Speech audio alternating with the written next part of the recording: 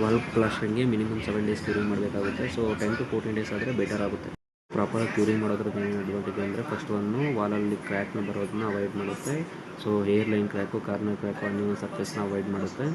Second one gives smooth paint finish. So ಪ್ರಾಪರಾಗಿ ಪಟ್ಟಿಗೆ paint finish proper ಆಗುತ್ತೆ. So premium store look ಕೊಡುತ್ತೆ.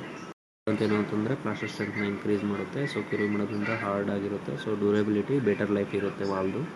So fourth one ಏನು ಅಂದರೆ ಪ್ರಿವೆಂಟ್ಸ್ ಹ್ಯಾಲೋ ಸೌಂಡು. ಸೊ ನಾವು ವಾಲ್ನ ಟ್ಯಾಪ್ ಮಾಡಿದಾಗ ಸೊ ಸೌಂಡ್ ಬರುತ್ತೆ ಪ್ಲಾಸ್ಟ್ರಿಂಗ್ದು. ಸೊ ಅದು ಪ್ರಾಪರ್ ಕ್ಯೂರಿಂಗ್ ಮಾಡೋದ್ರಿಂದ ಇದನ್ನು ಅವಾಯ್ಡ್ ಮಾಡ್ಬೋದು. ಫಿಫ್ತ್ ಒನ್ ಏನು ಅಂತಂದರೆ ಪ್ರಾಪರಾಗಿ ಕ್ಯೂರಿಂಗ್ ಮಾಡೋದ್ರಿಂದ ರೀವರ್ಕ್ನ ಅವಾಯ್ಡ್ ಮಾಡ್ಬೋದು. ಸೊ ವರ್ಕ್ನ ಡಿಲೇ ಮಾಡೋದನ್ನ ಅವಾಯ್ಡ್ ಮಾಡ್ಬೋದು.